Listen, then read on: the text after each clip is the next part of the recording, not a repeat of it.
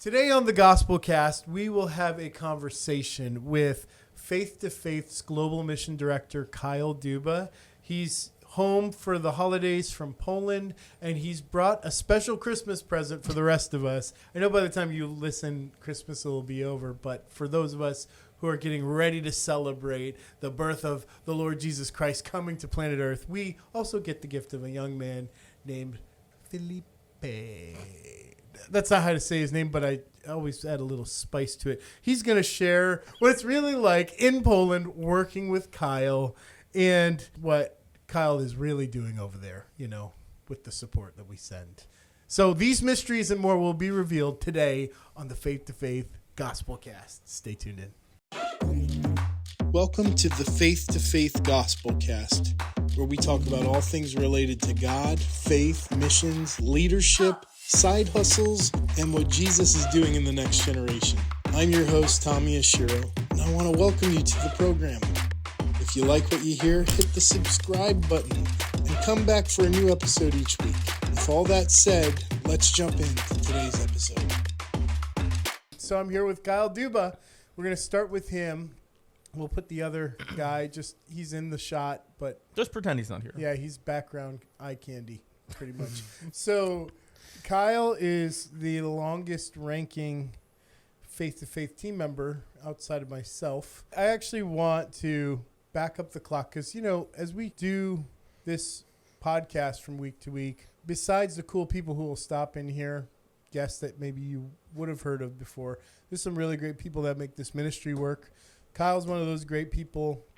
And so we'd like to just spend a little time getting to know him and hear about his ministry across the pond. So Kyle, tell us a little bit about where you live, and we'll let you just go. Super helpful question. Yeah. So for the last 8.5 years, I've lived in Poland doing lots of different things. We do a lot of camps, but actually during those 8 years, ministry has been super up and down. There's been a very short period of time where there was normalcy in the world. Part of that time was COVID, and Poland was locked down in a whole different way than the U.S. Like, doing ministry was crazy. And then we went into a war where we had like refugees and all of these people needing assistance. So like ministry in the last 8.5 years has been pretty intense, all over the place.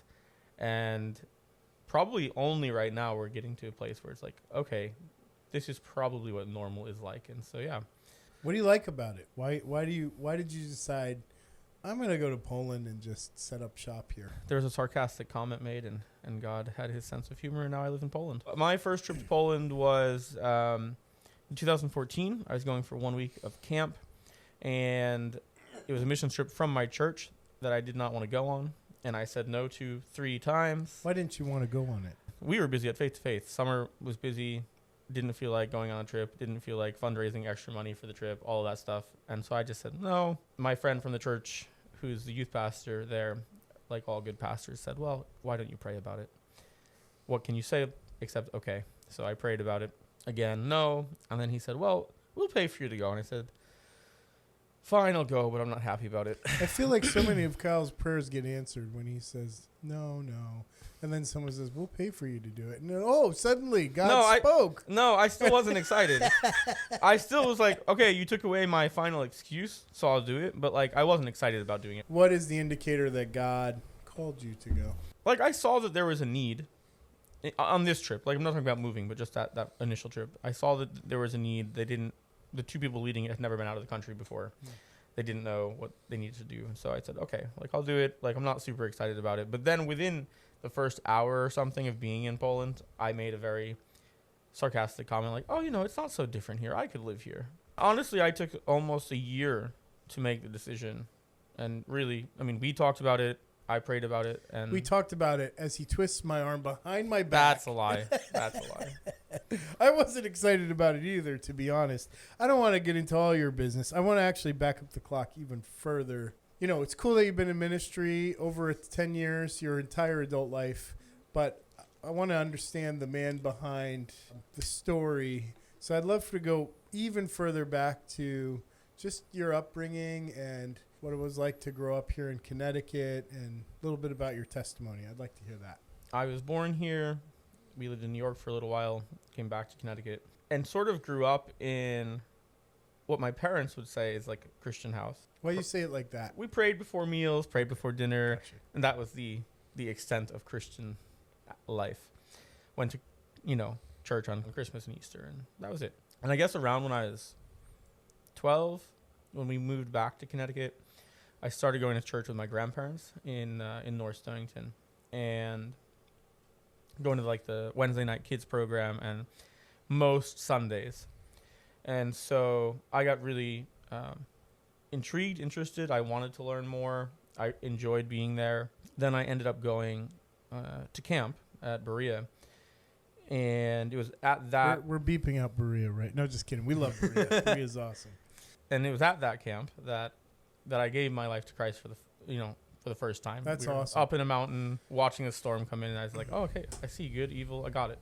Cool. But your family has a big history with Berea, too, yeah, right? my grandparents directed camps there for a long time. And yeah, spent a lot of time there growing up. My faith is really very heavily influenced by my grandparents. And the fact that they wanted to bring me to church and were willing to go out of their way to make sure I got there when I wanted to do it. So that was when I was 13. And we go through that next year of youth group. There was a missions trip happening from my church going to Brazil. I really felt like God was saying, oh, you need to go on this trip. At the same time, I was 100% confident my mom would say, definitely, you're not going. And so on the way home from youth group, I prayed and I said, like, well, if you want me to go, then you got to make my mom say yes, which to a 13-year-old seemed relatively impossible. And I went home and I told my parents, I said, I think I want to go to Brazil on this mission trip with church. And both parents said, yeah, okay, you can do it. That was sort of my jump start into ministry, was going on an international missions trip when I was 14.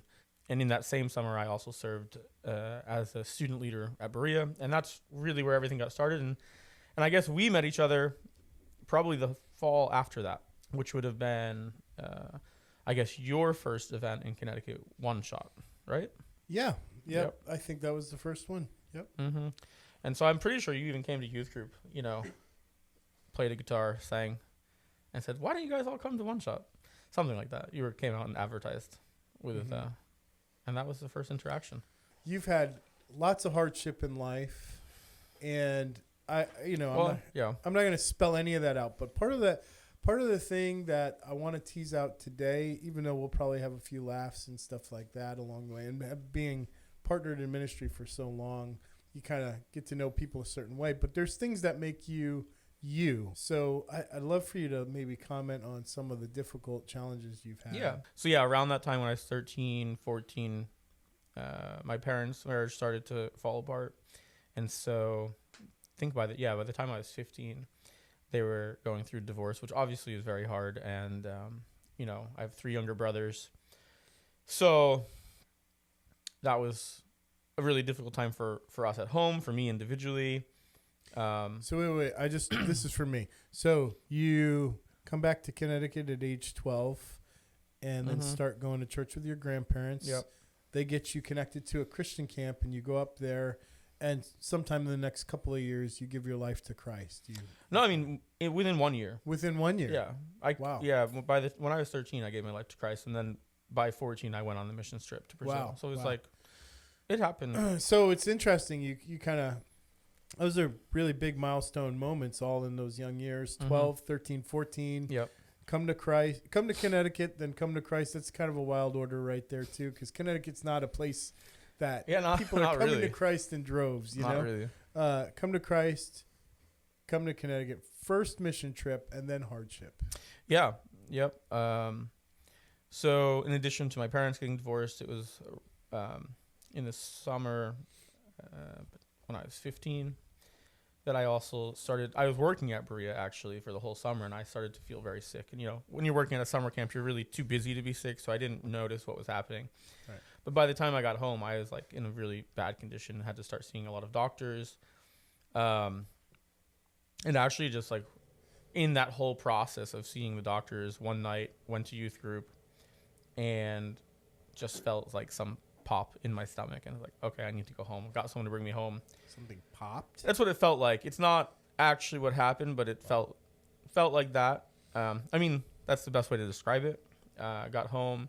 By that time, I was already like going into shock. I didn't know it, but I was. You know, even when trying to take a hot shower, it was so hot that I was like even hurting myself. And then basically realized, okay, we got to go to the hospital. Went to our local hospital, which was not ideal, but went there anyway. Basically, the last thing I remember from that day or that night, I guess it would be, was the doctor telling my mom that they didn't know if I would live through the night because they couldn't get my heart rate under control. Wow. I had lost internally too much blood. So my blood pressure was almost nothing, but my heart was racing, trying to pump what wasn't there. And so they started doing infusions. They gave me medication. I passed out. I didn't know what was happening. This is at age 14? 15. 15, yeah. Okay. And so spent about 2 weeks in that hospital trying to figure out what was going on. Didn't succeed very well. Had to get transferred to the Children's Hospital in Hartford. And that's where I spent basically 2 years of my life over the next 3 years. When did I meet you? Probably when I was 14, like wow. when you were coming to youth group to promo one shot or that was when overtime. You were 14? Yeah. Really? Yeah, I think so. Jeez Louise. That's you're a bit old. Crazy. I mean, I am a bit old, but I mean, very. I mean, like, I didn't realize how early on in your timeline I was in there. Mm-hmm. And even at the hospital, that was when your first wife was also in the hospital across the street with brain cancer and having brain surgery. And, you were messaging me. Yeah, we were messaging other from the hospitals. But yeah, like I was in and out of the hospital. In the 3-year period of time, I spent essentially 2 years inpatient for various things. So 14, 15, 16, 17, all those years, lots of youth events. I probably encountered you as a teenager many times. Yeah, I mean, so that was what was interesting. When I wasn't sick, I didn't do that much. I couldn't go to school, actually. Everything was being done at home because I would get sick so fast being in a school with, 1,500 or whatever people. But what I could do was volunteer at some of like your events because I could sort of not be in the crowd, get there early and leave late. And so I, around being sick is when I started volunteering for some of the stuff. I think I even did like street team for overtime when I was still in high school. Right. I remember that. Jeez Louise. Yeah, that's a long time ago now. Long time ago. That's amazing. Yeah. All right. So it's interesting all these experiences you're having with our ministry today that you're such a big part of. As far as like my memories of you, like I remember meeting you at youth group. I remember seeing you. Actually, I had a conversation. Probably not going to like this memory. No. I actually had a conversation with your youth pastor after one shot about you. And that was like me getting to know the region. I was new in Connecticut as well. Getting to know the youth pastors. That was like our trial event to see if we could even work together. And it went really well.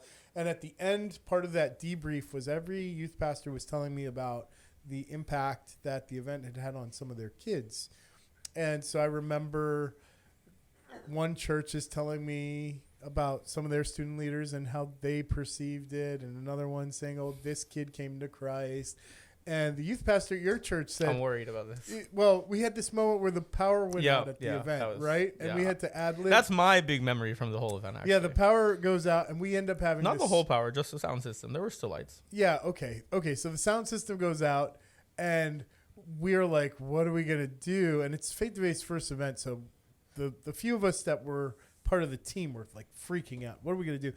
And some of the artists, they organized this ad-lib hip-hop battle between the talent we brought in and some random kids in the crowd, and it actually went really well. Yeah. It went really well. But your youth pastor came to me and he said to me, hey Tom, so you had a great impact on one of our young student leaders. His name's Kyle, and he said I could think of 50 ways to make that event better. Yeah, that sounds accurate. So the thing that you don't know is while we were sitting there watching you guys run around, my youth pastor tried to get me to go and like help. Yeah. I said no, I'm not doing that. I'm just gonna sit here. That's so funny.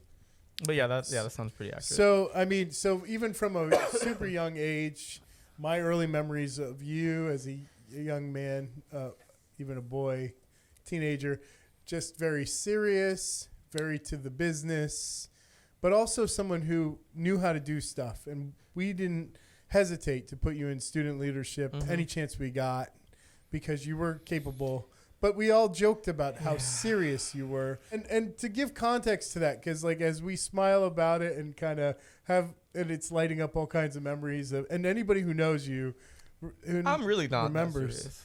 When you were younger, you were so serious. Very bro. sick, very sick. I know, but that's what I'm saying. We put the context around that. There was a medical thing going on there. There was big family stuff going on there. And you probably had to grow up pretty fast in that context. So there was a reason. And, when I got to meet your grandparents, your family, I remember you mourned the day. You were not happy when I ate dinner. It wasn't exciting. With your family. And I got to see your grandpa razzing you a little bit. Now, I've always razzed you since you were a kid. Like everyone, basically. But we came together on it, and you're like, this is very bad. I should have never invited you here for dinner.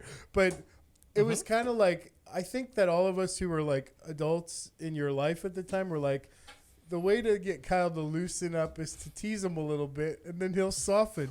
And then or get more unhappy. well, that's the funny thing. And you got to find the line. The more we know. teased... This isn't your part. What are you doing? Enter Philip now. I think the more we teased, the more serious you got. So we were kind of part of the development of how serious you became. Some of it was sickness, but some of it was just in response to the way we were razzing you. Yes, your childish behavior. My childish behavior. I mean, we have also skipped over how I actually got the job here, though. That's true. And that was before the dinner. No, we are going to go back to that for sure. I'm very curious what your memory is versus what my memory is. Well, actually, I think the dinner, the fundraising dinner came first. Yeah, but that was not the dinner Let's at my talk house. about that fundraising Let's dinner. not. Yeah, because Kyle... No, okay, but think carefully about how you word what you're going to say and not, embarrass me too much. I won't embarrass you. But, Faith to Faith did its first fundraising dinner. It was a big deal. It was adults only. And we got a message from Kyle, and he was saying... Be very careful, Tom. Very careful. He's giving me death stares now, even as I remember it. He's saying, hey, I want to come to this dinner. And I was like internally, we're there was only two of us, me and Nathaniel. Internally, they have what internal team was there? Well, there was me and three other volunteers. Yeah. And so we'd just been given the rule book. We're trying to follow the manual the way it's written. And it was like, no kids.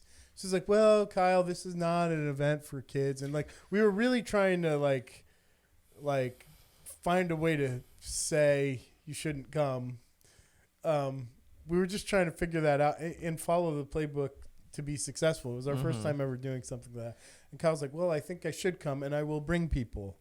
And it was like, okay, I guess we should let him come then because we weren't well known yet. Yeah. We didn't know many people, but Kyle knew what to say in adult language every single time to get what he wanted to happen. And it happened. And it happened. He was the only young person allowed at this banquet. And then, I did bring people. And I think the next year you won a student award, right? And now I've been at everyone since. I know. I don't remember what it was. Was it like the Emerging Evangelist Award? Yeah, something like that. Impact Award. Yeah, I don't remember what it was. But. Because frankly, that's the other side of you, Kyle, is in all that seriousness and seemingly inflexible way that you presented in those days, you made things happen. When you made a commitment, you followed through. And so when I was in the position to make my first hire, Kyle and I ended up sitting down to have a job interview. Oh no, you're skipping. You are skipping the part that I want to talk about. What? Okay, well then let's go back to it. But we're going to talk about that's the job fine. interview. That's fine. But before the job interview, there was an overtime. Oh yeah, and I was a volunteer. I was still in high school, I believe, or just out of high school, and I was supposed to be stage managing, and I showed up, doing my thing. And you came in all stressed, whatever, because the person who was supposed to run the event, something happened, he wasn't there. And you had this giant box of stuff, badges, IDs, schedules, radios, and you gave me the box and said, okay, you're in charge now. I have to go to the airport. That sounds about right. And you left.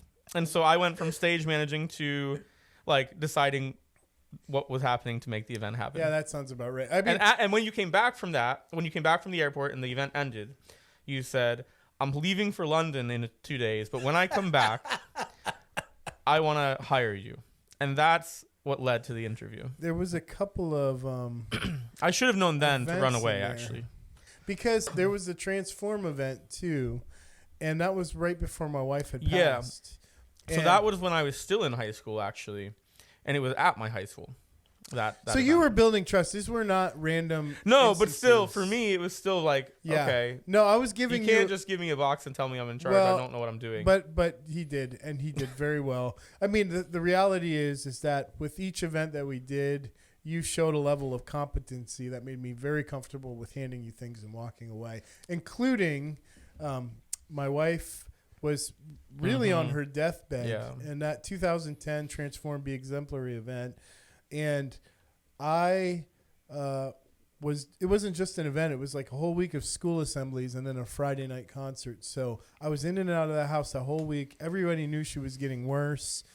We understood that there was a high risk that she could even pass away while I was out and about. So when we get to that Friday night and I'm about to preach the gospel, I remember handing you my phone. You gave me your phone and you said, answer it if someone calls, but don't tell me like if Amy passed away. Like you basically gave me your phone so that you wouldn't get any bad information while you were preaching. Yeah, I think I just wanted to keep my head focused on that moment that was at hand, because there's nothing you could do about it anyway. Yeah, but it was very stressful, very stressful for me. There's nothing you could do about it. And so I guess the reason why I teased that out is because in all those moments where responsibility was being given to you as a young person, you were stepping up to the plate and not only doing it, but exceeding expectations. So by the time we get to a place where I'm even able to maybe even offer a little bit of a job, which wasn't very much anyway. It's like a few hours at a very poor hourly rate. Very poor. Yeah. He's never going to let me forget that. Hasn't improved that much. It's improved a tiny bit, little smidge. My first team member was a designer. So I learned a lot working with a designer, and we functioned early on as like, I was the copy guy. He made things look good. I made things sound good. So I would dream up things to do, and then I'd articulate the way it was going to be, and then he'd respond visually to make what I was saying more powerful, like hit harder. And it was a good matchup. We got a lot of things done, but it was painful in terms of growing a ministry, because the first thing you need to do when you're growing a ministry is probably not make it look cool. I mean, like, you can make something look cool, but if there's nothing underneath, then it's shallow.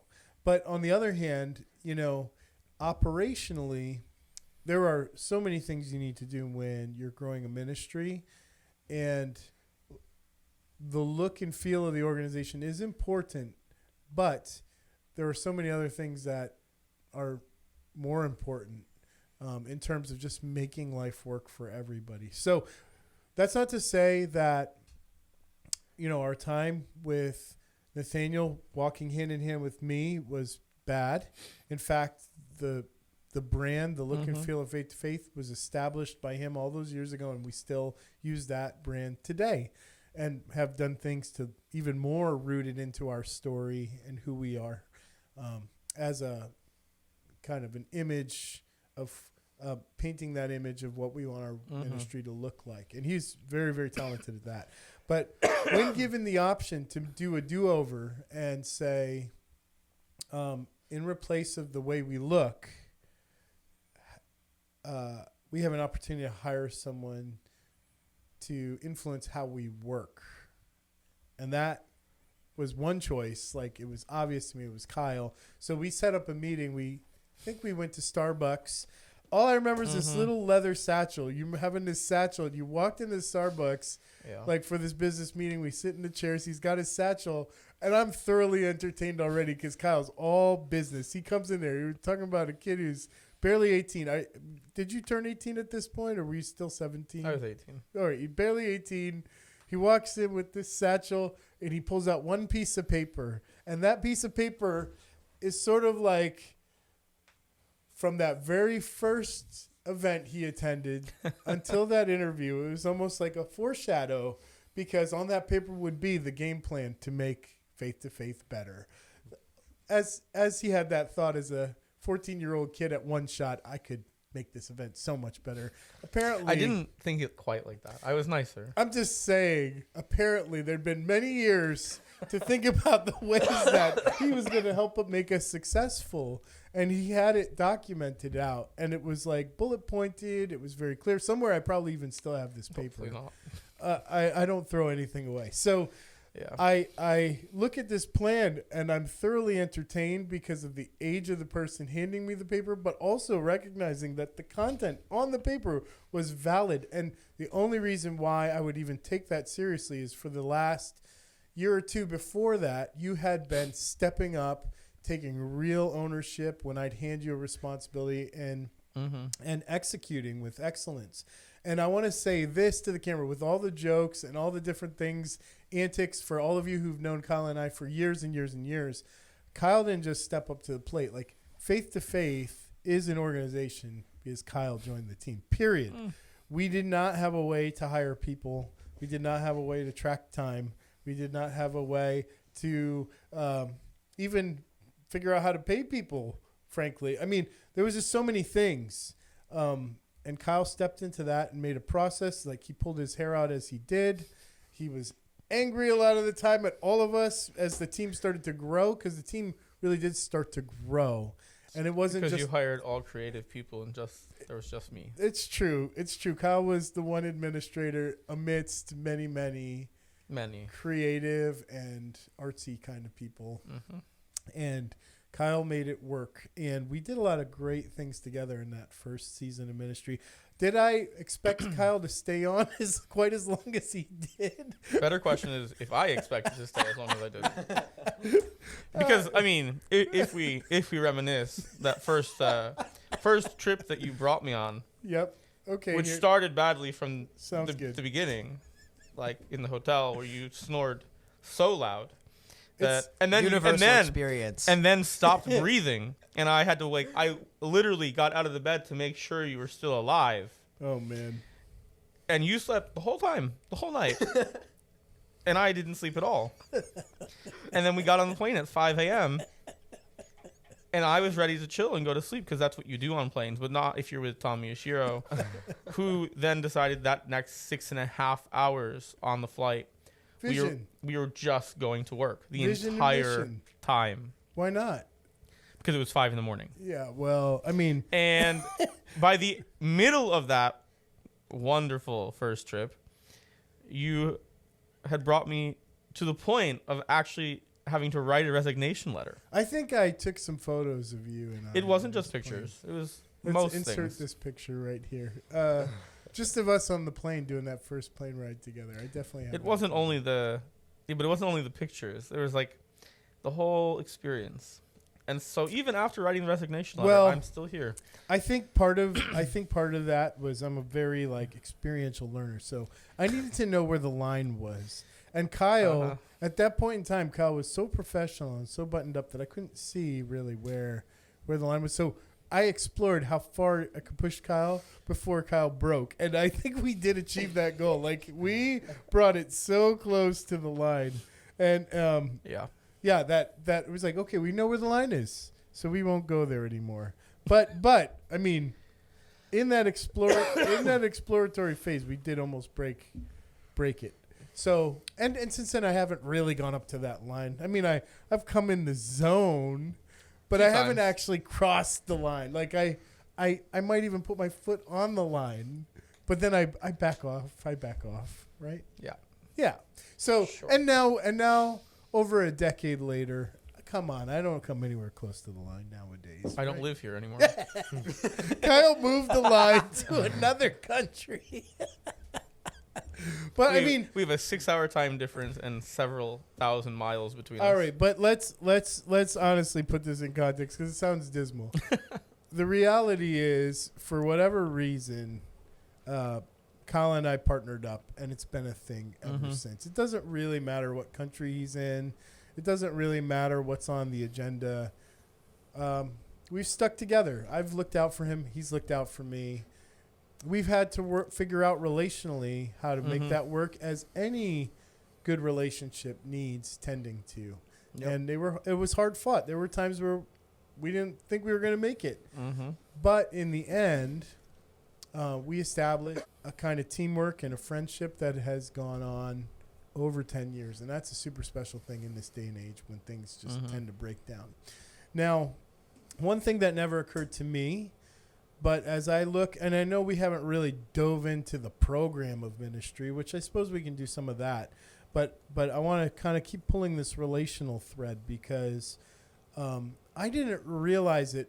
And I've kind of run from the D word my whole life. And by D word, I don't mean a bad word. I mean discipleship. In my vocabulary, discipleship might have even been a swear word to me, because I didn't want to take responsibility for people's craziness. I saw plenty of people that were under discipleship or being discipled that were just not living Christian lives. I didn't want to take that kind of responsibility for people, and I didn't want them to blame me when things went wrong either. So I tried to take this personal responsibility for how I lived my life and how I lived on mission, and even faith to faith. I would tell team members as they onboarded that they were not going to get spiritual care here. I would say, go to church for spiritual care. This is a mission, and we come here to work, period. And that seems maybe a little cold and callous, and maybe in my older grandpa years, I've toned down on that a little bit. But one thing that I didn't even realize that was happening in terms of discipleship was that in this goofy, annoying, antagonistic relationship I had with a young version of Kyle, discipleship was happening, and he'd go on to be a force for the kingdom of God on multiple continents, multiple countries, learning languages, doing things that were in my heart to do, but I never did. In fact, like, I started off going to a few places, and then through my wife's sickness ended up coming home to Connecticut and being very, very local for many, many, many years. I'm doing a little bit more now, but I've been a homebody for the majority of it. And Kyle took that vision. He's the one who won't allow an international to die in the ministry, which I've tried to kill it many times for cost savings reasons. And Kyle continues to push that vision forward. And now I see Kyle in every context, in every program, discipling young men. And so that's where this guy comes in. We've got Philippe. It's just Philip, but I call him Philippe. I want to put a little flavor in it. Philippe. You're making it sound French, though. He's Polish. Whatever. Can I call you Philippe? You can. Okay, thank you. It's either that or Flip. And I think no, please, no. let's go with Philippe. Okay, we'll stay with Philippe. Okay, so Philippe, also known as Philip in some countries. Most of them. In every other context other than this conversation. Everywhere except this room. Kind of gets to run around with Kyle. I'd like to know what your experience has been like working with Kyle. Forget about the program part. Just him as a person and the relationship you guys have. Just remember, you're stuck with me for the next 2 weeks. So. Just tell me what that experience has been. I'm walking on thin ice right now. But thin ice. It's very cold, so the ice will be firm. Don't worry. So I would like start off with me joining like the youth group, because I've never known Kyle. And it's not here in America. It's in Poland, It's right? in Poland, yeah. Okay. It's in Poland. So our story starts like maybe 2.5 years ago. When one of my friends, actually his mother, texted my mom and said like, oh, my son is going to this trip, like a weekend trip with his youth group. And my mom, she was like, oh, Phil, do you want to go? I was like, no, not really. I don't know anyone. But finally she convinced me to going. Then we showed up like at the train station. I was like, I don't know these people. I have no idea what I'm doing here. And the only person I talked to was my friend. But then I met like a couple of other people. There was also one of my like different friends that we both know right now, Philip Berry. And I got comfortable. And we were sitting on a plane, on a train with me, the other two friends, and Kyle, and I think one of our other friends. But it's not like a open train. It's like a train. Yeah. We're in like a little room, 6 seats, and the door closes, and so like just us in there. And just like even from the beginning, I started like feel comfortable, and it's weird because I've never seen Kyle, and if you look at him, he kind of scares people away. He's I a little would scary. I would I don't say know what it. you're talking about. He's kind Bro. of scary. So The ice I get is like cracking. comfortable, talking with some guys a little bit jokes, and Kyle's like, "No, you can't say that. You can't say that." Like because it was an inappropriate joke. every other conversation we started was like, "No, you can't say that." It was like to me and my friends. And then Mhm. I think like it all started. I think it's different. Like our relationship is different than most of the people in our youth group. Like, the new people that start. Yeah. Because our relationship started like we didn't like had to bring it up like but deep conversation. It just like started, and Mhm. we've been at some level that made us already maybe not easy to talk about already like big things, but we didn't have like a maybe barrier. Yeah. So I've noticed this, and the funny thing that when I started coming to youth group in Poland, I only hung out like with those two friends, and then you guys did like a TV show on our youth group, Yeah. Mhm. and they like they chose random people, and they chose me because I was hanging out with my friends. And I was like, this kid, I had an ugly haircut. I had like the worst haircut in my entire life. Worse than it is now. What? Continue. Yeah. So we did this whole show, and I was like, I don't know nothing about this. I have no idea, because they started like asking questions about the whole youth group and the story, and I don't think I even get one question right. I was so mad because I was like, I don't want to go there. No, don't make me. But they still did. And I think over the time and past, over the time, I feel like I've been really comfortable in this, this whole community of our youth group. And at some point, it was maybe, I think 2 years ago, after one summer that I've been here in America. And the summer, it's been like a complete, 180 degrees from me, from my faith. And I understand, after this summer, that Christians cannot grow without any more Christians. You cannot grow in faith if you don't have any other person that you can rely on. That is someone who brings you up in your faith. So that was the first time I think I opened up to Kyle, but truly opened up. And since then, I don't think I've ever felt like there's some gap, how do I want to explain it? Like, there's no gap between me and Kyle that I cannot share something with him. So I Kyle became a person that has my full trust. I've shared with him a lot of stuff, and there's no other person on earth that knows so much about me as he does. Scary, but I don't really do that weird stuff. No, it's not that bad. And now, for maybe past couple of months, Kyle's been really, but I've been very involved in the youth group. So I do a lot of stuff. I do fun, and I do some crazy activities. What does that mean? So But you're a student leader, and So so, I'm he has some areas he's responsible for. All right, tell me about fun. What does that mean? So I'm responsible for fun at every youth group. Games. And games Games. hosting. Yeah, I have to maybe choose people, but I have a group of people that I can maybe use or every week to make them give the activities and host. And I also, from the past couple of weeks, I've been translating to Polish, because Kyle preaches and he needs a translator. So I'm also translating, and it's been actually amazing, because I'm not that old.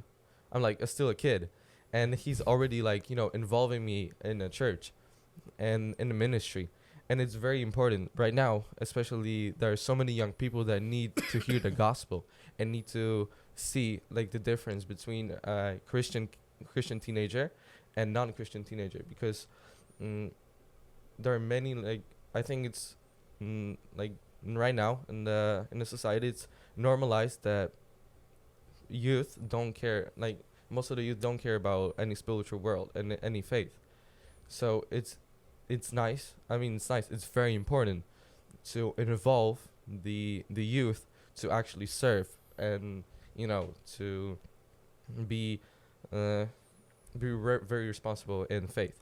So what I'm hearing you say, Philippe, is that there is some trust that Kyle gives you guys as student leaders and lets you guys really have hands-on ministry experience.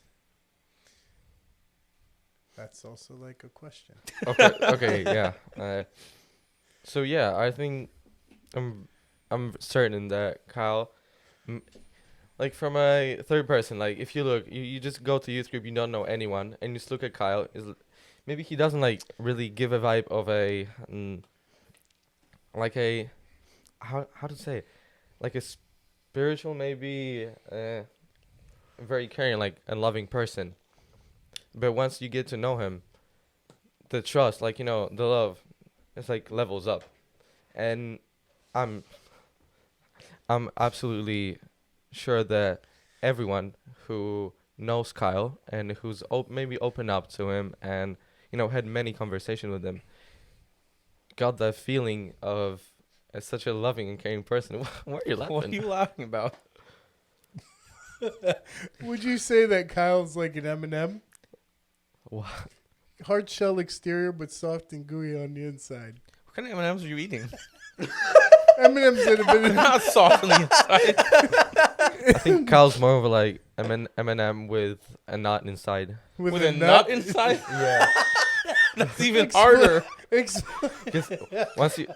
I'm allergic to nuts, so. So am I.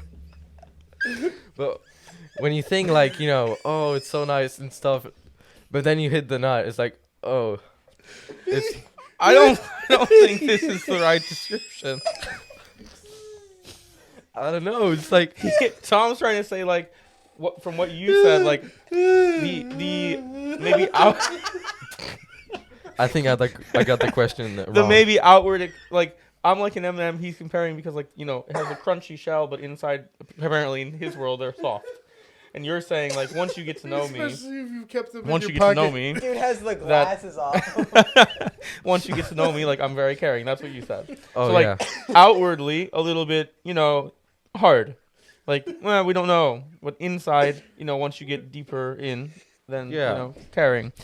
Not that there's a nut inside. Caring. I mean, I don't know what his point was still. I know what the point. I got it. What was the point about you saying he had a nut and he said that he's a crazy Oh, that guy? one. I don't. That. Yeah. no, it's like, once you eat it like I don't know how to eat it like Because you've never eaten Yeah. an M&M. but once you like get out the That's the problem. He just doesn't know what he's talking about. pretty hard like hard layer, then you hit the chocolate, and there's still a nut, so it makes the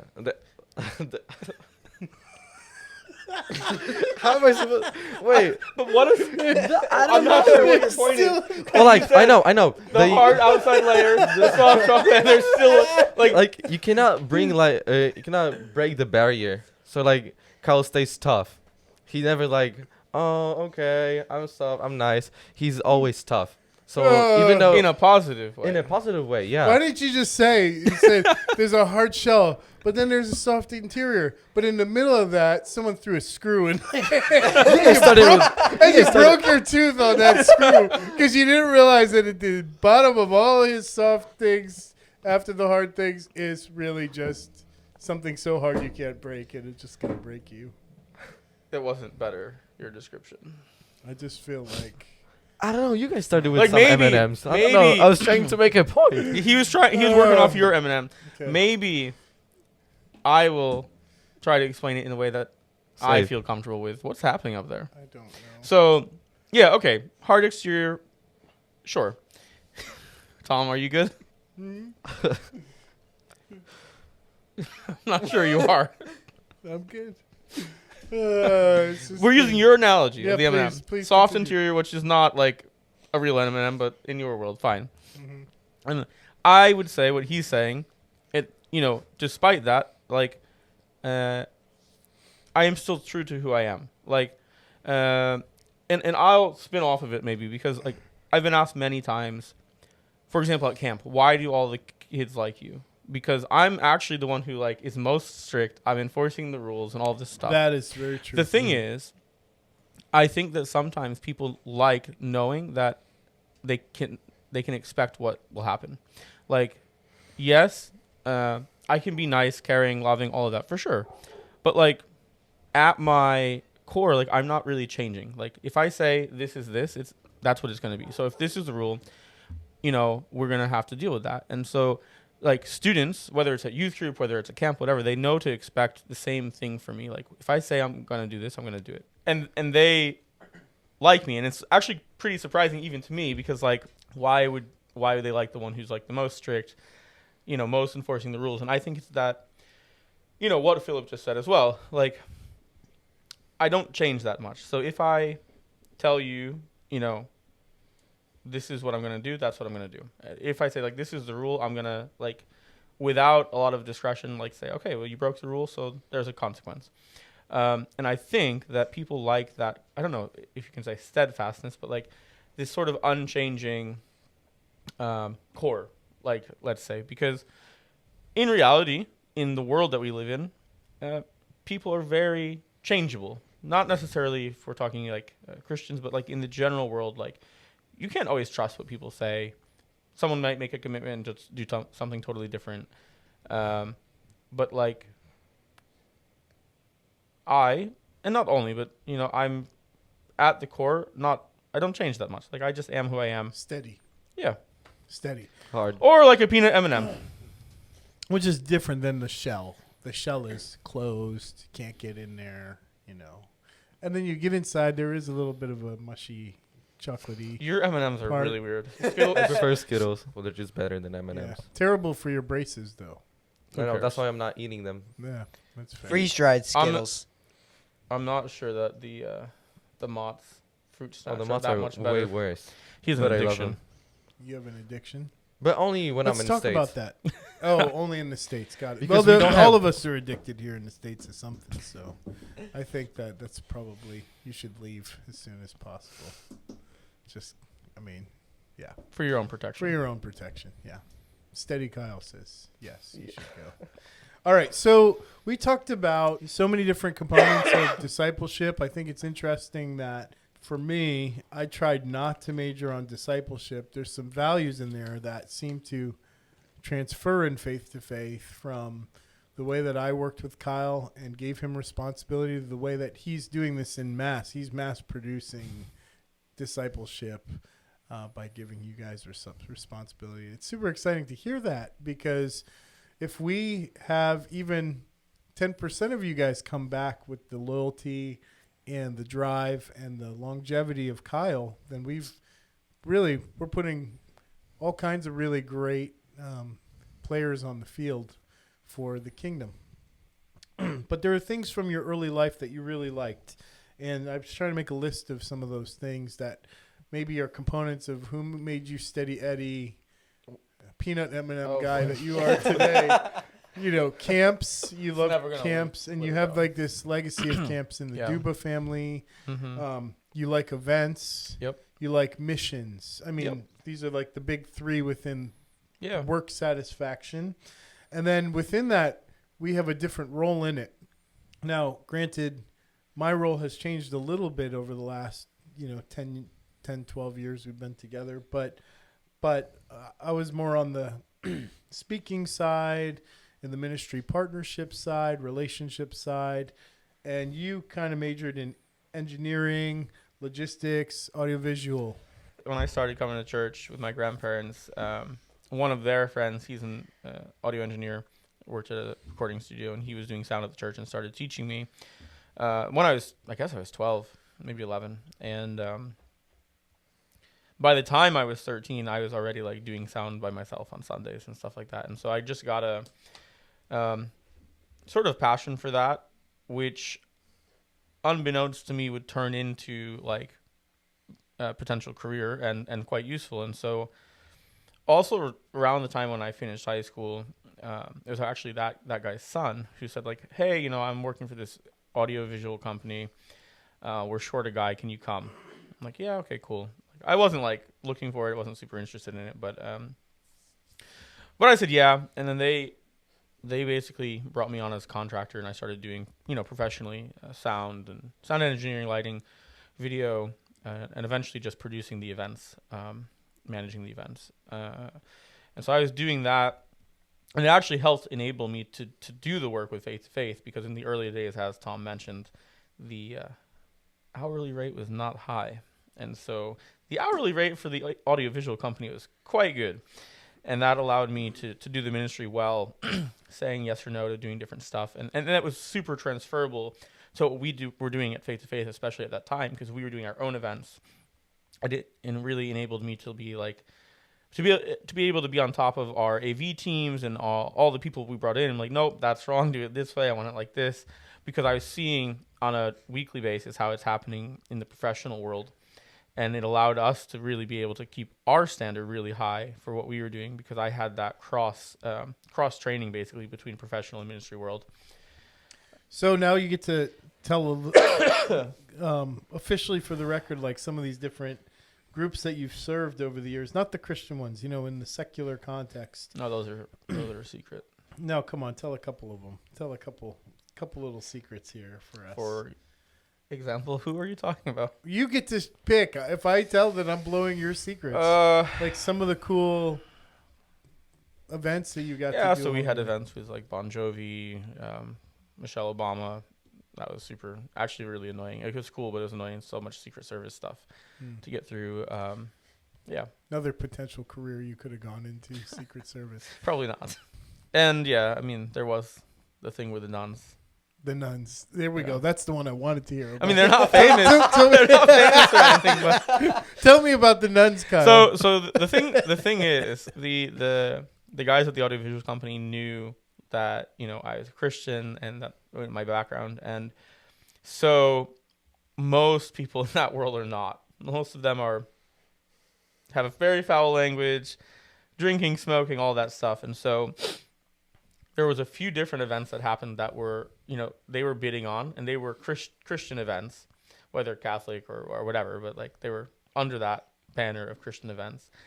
And the only way they could bid on them is if I was going to be in charge of them, because I could go and be around those clients without getting the AV company in trouble. And so I did actually quite a few of like the Christian events for us. The nuns used to request you every year.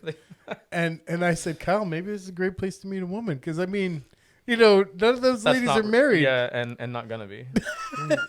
Okay. Also, they were like minimally 3 times older than me. And for the record, let's say that we've always viewed Kyle as the youngest 83-year-old man we ever met. So, I mean, it was like a running joke of Faith to Faith in those days. Mm-hmm. We don't say that so much now because now you're getting older. So it's like not 83. It matches your personality and your age and stuff. Anyway, so you've gotten to produce events with all these really great artists, and you picked a couple bigger names to share. But what's the biggest event that you got to produce in that context?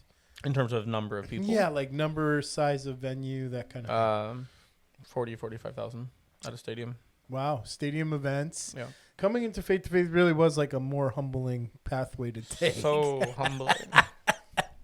I mean, I think that's been a stunning piece of your story all along, is that you really could have taken a high-paid job. I mean, the reality is they offered me 3 times the job. Yeah. In fact, at a number that I believe even you said that you would have taken. Just leave and take it. But seriously, I did, for the record, advise Kyle, please just take the money and go do it and then become a donor to Faith. But actually, like, I knew from the beginning, like, that's not what I was supposed to do. And yet,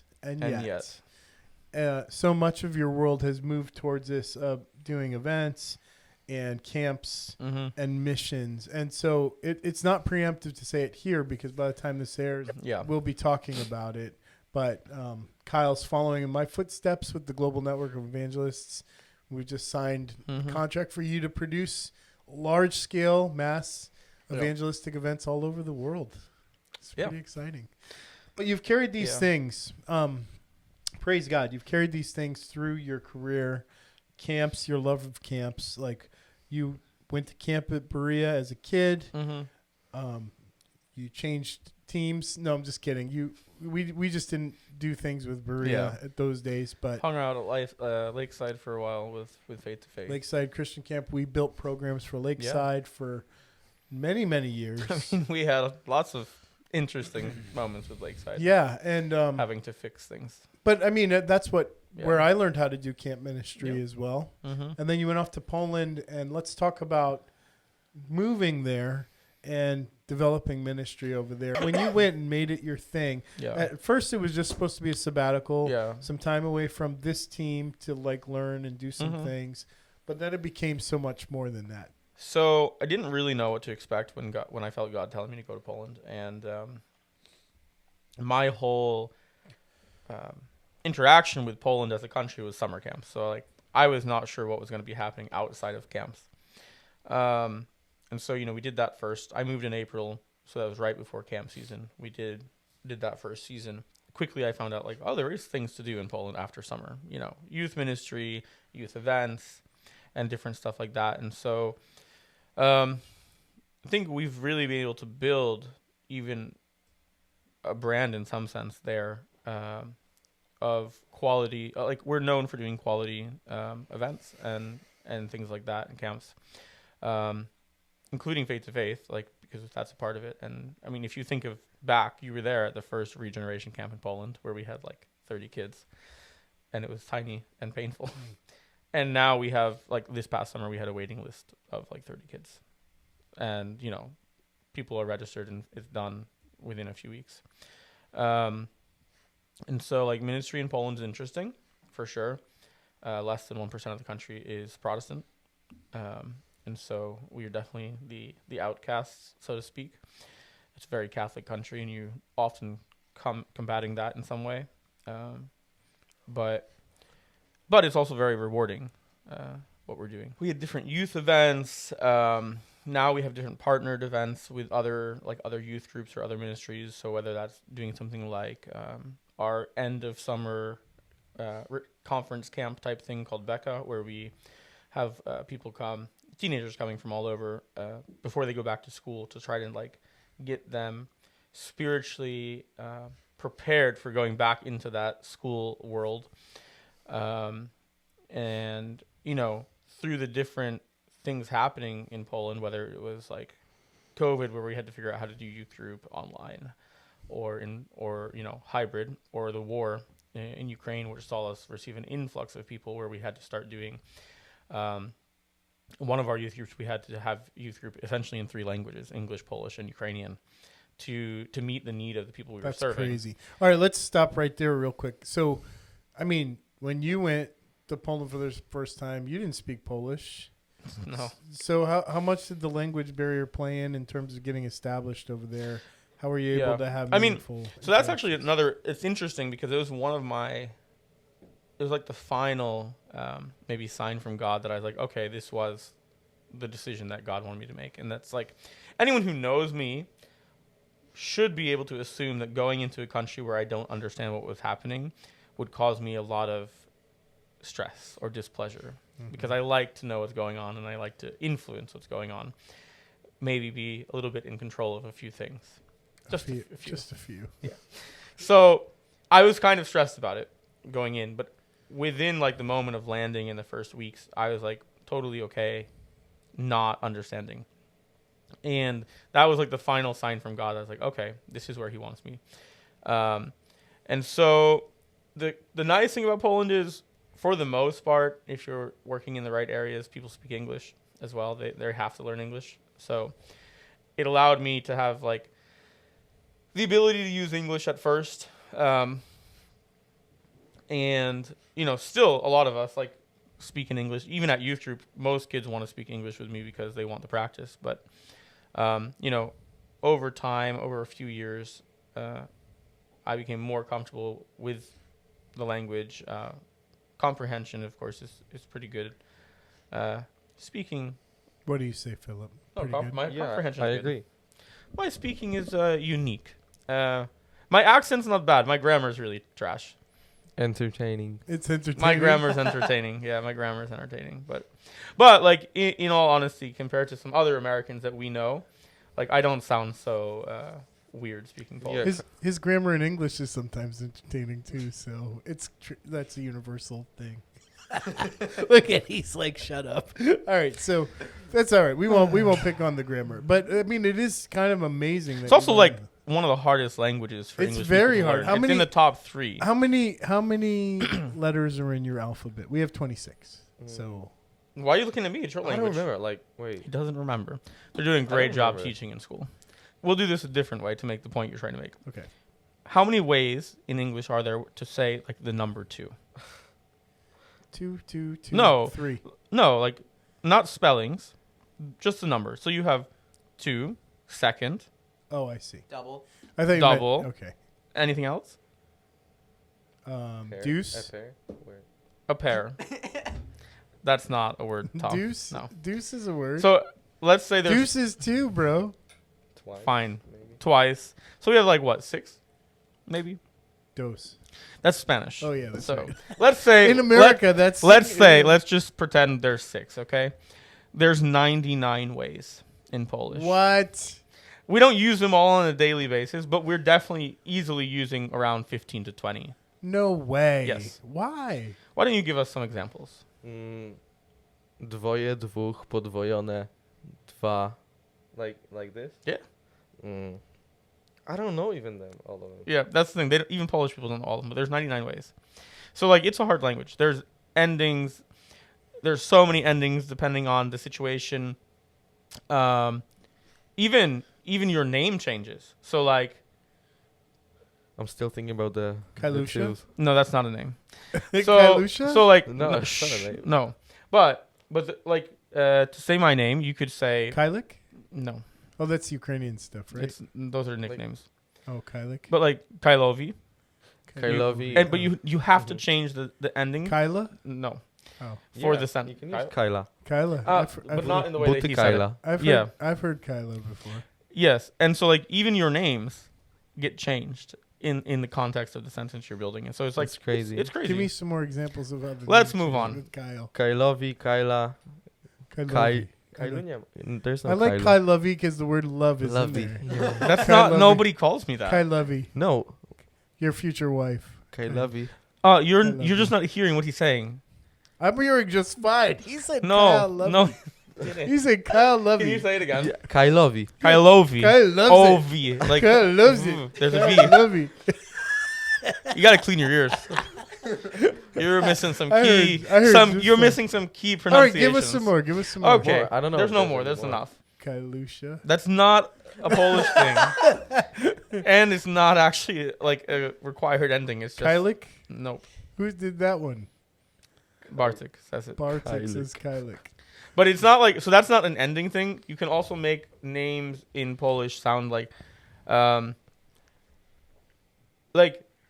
his name is Filip. Filip. But if you want to, Felipe. if like he's a little Yeah. kid, you could say like, Filipek.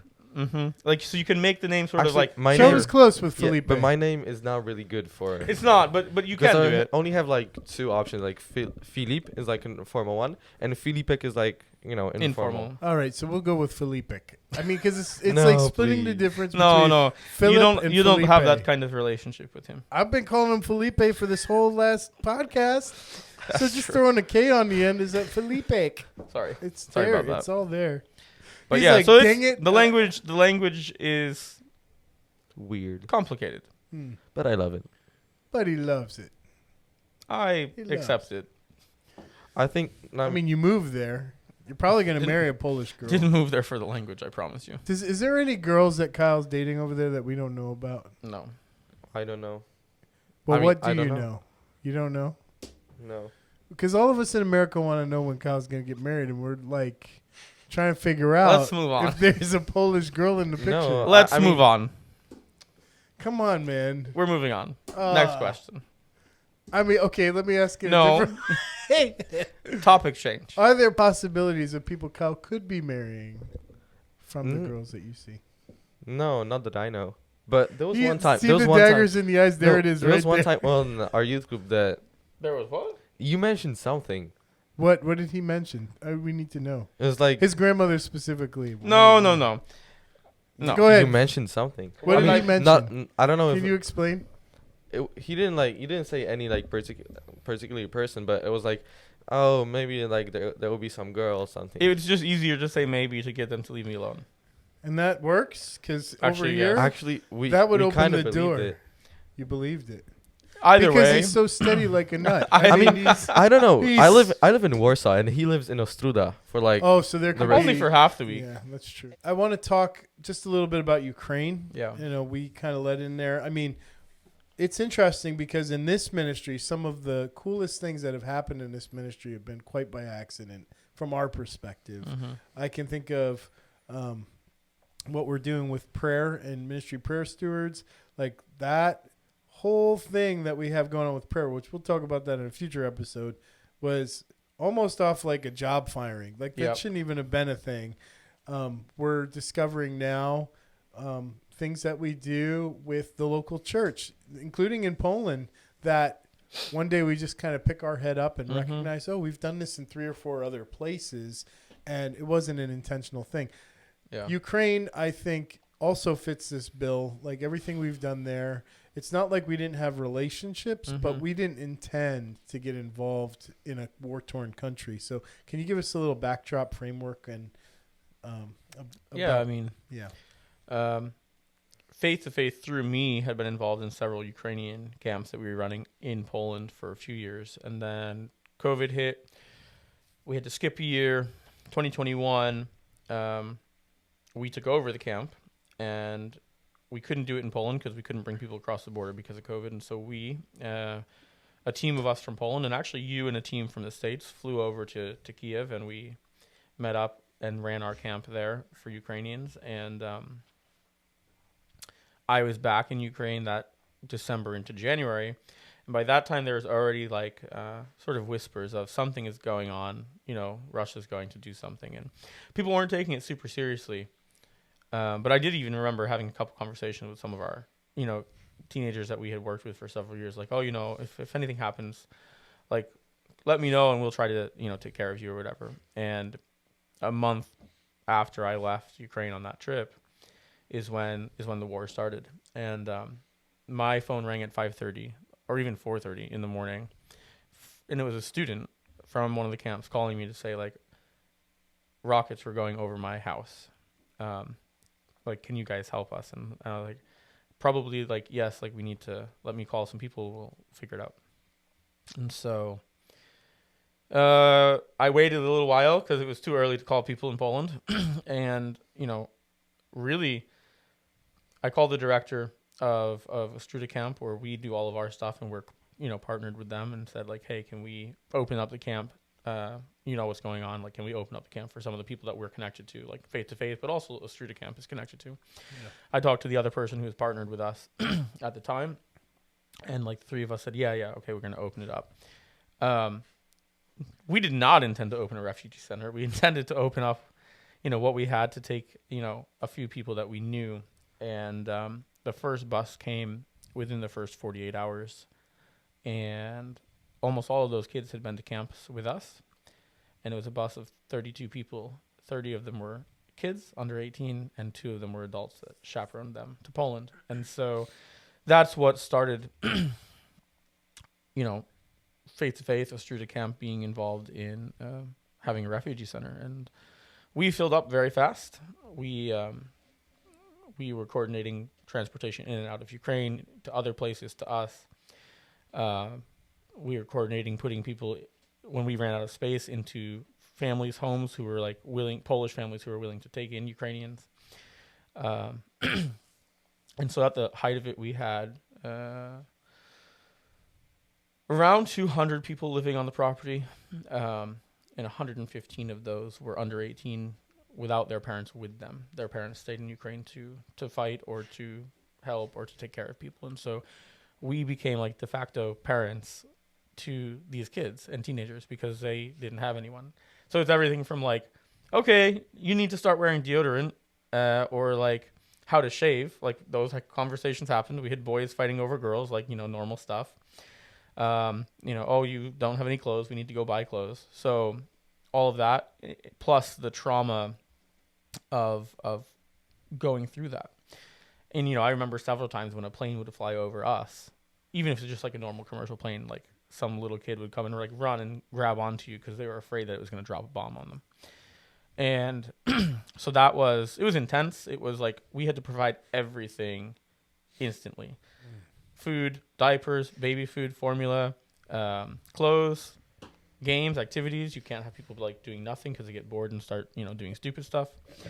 As well as helping our friends who stayed in Ukraine, sending your first trip. You came over with body armor and stuff that we immediately sent to the front to help protect people we knew. And then on your second trip, we went into Ukraine, and we went in and hand delivered life-saving, medical aid, medications directly to the people who needed it. And after that trip, a few days after that trip, I had a message from a medic that we a helicopter medic that we gave stuff to, and he said like, oh, a couple days after I got the stuff from you, we used it and saved somebody's life.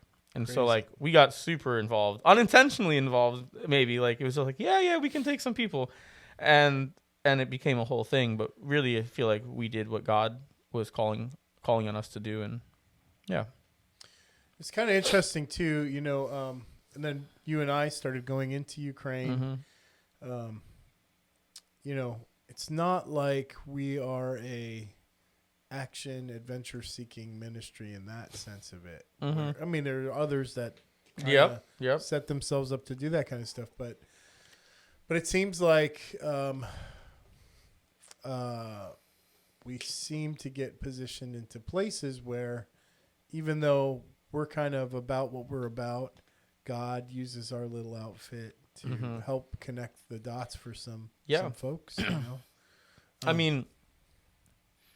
That church that we went to in Goriston, where we have friends who are partnered with them. Like we were basically the only people at that time, at that first trip, who came just to serve them, not just like drop stuff off and leave. Yeah. But like use us, bring us, and we've been able to stay committed to doing that with them and with other partners in Ukraine. And I think that God places us, not only me, but us as a ministry in various different ways in advance of things happening so that we can be used. And it's not like you said, it's not like we're, running in and doing human trafficking and stuff on a daily basis. No. We don't. Like we're an evangelistic organization. That's our thing. Whether it's raising up the next generation of evangelists or doing evangelism, that's like our core. But God seems to continue to use us to do extra things that he's positioned us to do, like in Ukraine, where of course we also got to share the gospel and do that as well. Yeah, definitely. But also we were doing, tactical medical trainings and like what happens if you get hit and how do you survive it? Like we were doing teachings. We brought paramedics with us. We were doing trainings and frankly, just even loving on people just in the ghettos, internally displaced people that just hanging in there for who knows what.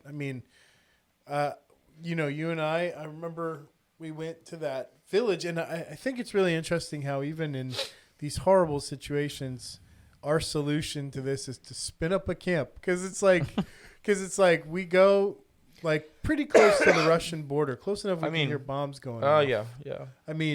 And we're handing out bread out of the back of a truck. Yep. And we hear the bombs going off, and I'll never forget that little boy who was just being led around by his family. His grandparents, yeah. He just looked so like out of it, like there was something mentally wrong with him. And they said, no, there was nothing wrong with this kid before the war, but just living with the threat of war. Well, no, like their village was occupied. So their village was occupied by Russians. Didn't even know that. And the way that we saw him, that was like the result of Russians being there. And the reality is we don't know if they did something to him or not, if it's just mental or it could have been physical or whatever. But like that version of him that we encountered where it looked like, oh, there's something wrong with him, that was the result of living in a village that was occupied by Russian soldiers. And truly, like emerging from that stop that wasn't even part of our tour. Yeah. It was like a time filler so that we could go to the stop that we were supposed to make. Yep. That set off in motion Wisła Camp 2 that we did in Poland for some of those kids we'd met along the way, just because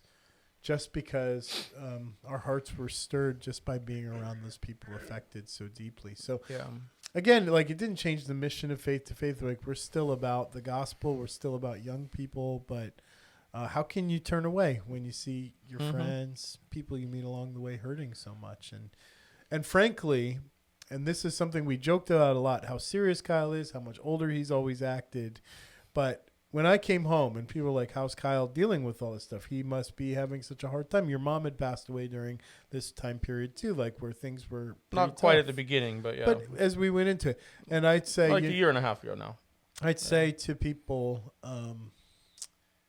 let's face it, if Kyle is a kid bossing me about, being grumpy, being inflexible. Grumpy is not the right word. Grumpy at me, at least. Unpleasant. But in war-torn Ukraine, where if you stray too far off the path, you could end up in a very, very bad situation, or just logistically. I remember how much gas you measured out so that we had enough gas because we had to for bring, the trip. on our first trip, we had to bring all of our fuel with us. There was no fuel in Ukraine. Yeah, so enough for the trip and a little bit extra just in case something happens. I said, Kyle is the only person I would entrust my life with for a trip like this. So the way God's used you in whether I'm handing you the phone and you're being entrusted with the news of whether or not my wife passes away, to taking my very life into a very dangerous place, and now you're mid-30s guy. So not mid yet. Okay, early to mid-30s guy who's grown up in this kind of stuff. Like, God has used you in so many significant ways. It's actually quite incredible, and it's not thrilling to be older, but it's thrilling to have been around long enough to watch a young person grow up before my eyes into the man that he is today, who literally, not just in terms of giving the message of salvation through Jesus, which is absolutely at the core of what we do, but literally helping to save lives everywhere you've gone. It's amazing. And now we're sitting here with young Felipe. You change his name every time. Felipe. Oh, no. That's really quite bad. I'm curious how far it's going to get. Next generation young person. And now the question is kind of like who you're going to grow up to be, which you don't have to answer. It's kind of open-ended. So this is a cool episode. Thank you so much for tuning in today. And I'm sure we've killed it and we've gone very, very long. But so many memories, so many friends, so many stories to tell. Thank you, Kyle. And thank you, Philip. Good job. Do it once at the very end. Good job. For coming on today. And we'll have to have you back for some more conversations. So thanks. Thanks for having us. Next week on the Gospel Cast, Philippe returns to share about his life in Poland, his testimony, and more. Don't miss it.